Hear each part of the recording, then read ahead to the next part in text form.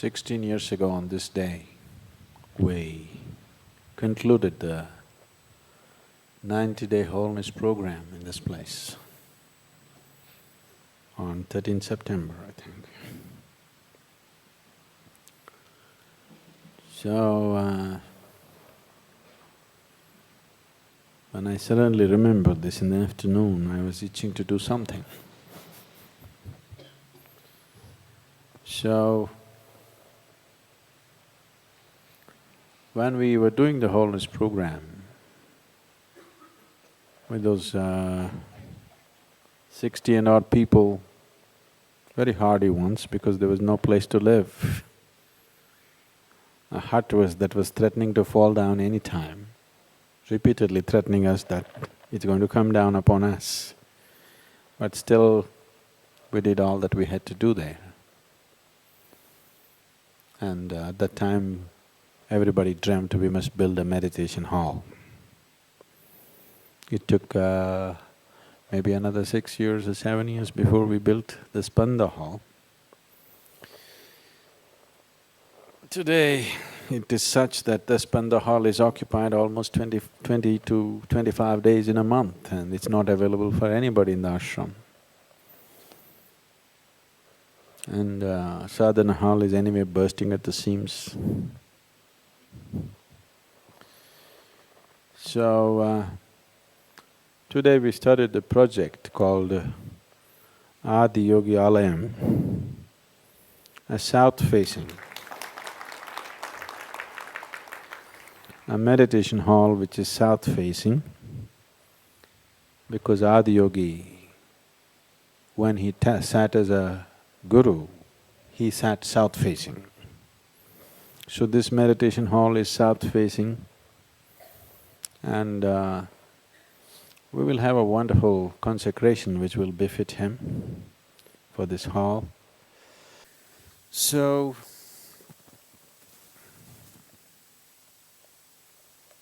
you like the name, Adiyogi Alayam?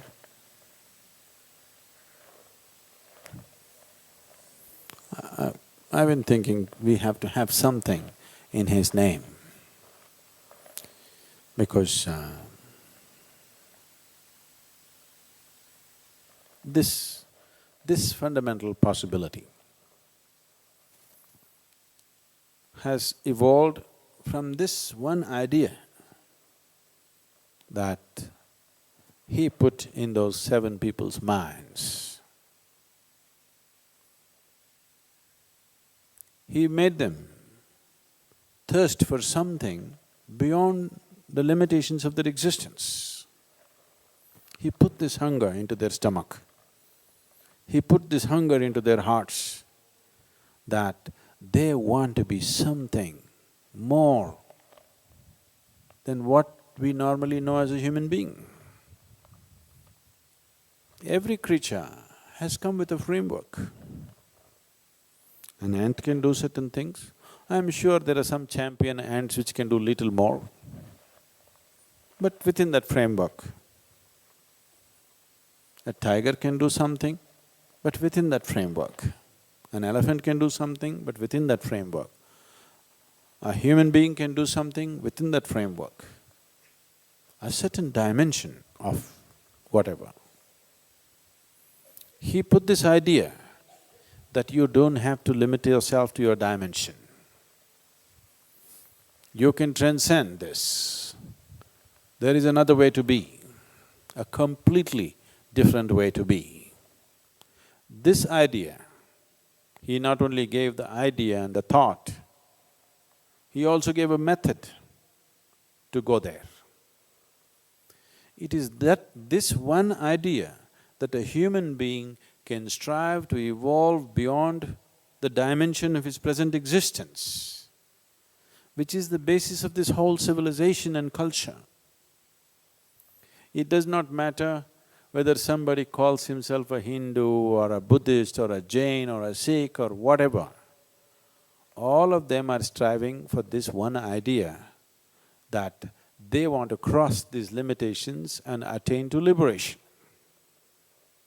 The idea of mukti The whole culture is… the centerpiece is mukti, please see. Everything that we are doing here in this culture is essentially towards that there is a possibility of transcending all limitations and getting there. There has never been a more revolutionary idea on this planet.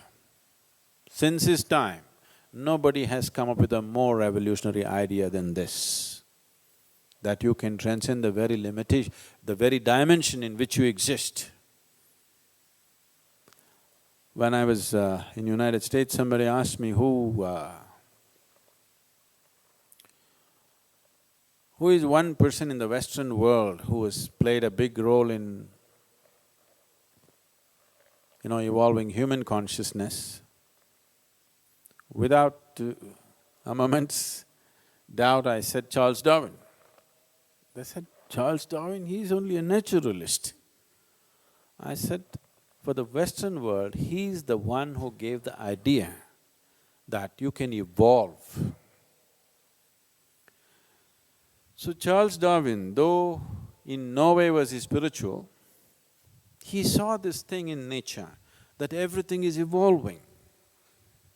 A single-celled animal is becoming a multi-celled animal is becoming more complex and more complex. From one dimension to another, life is evolving. So there is a possibility for a human being also to evolve beyond his present limitations. It's a natural progression of theory of evolution.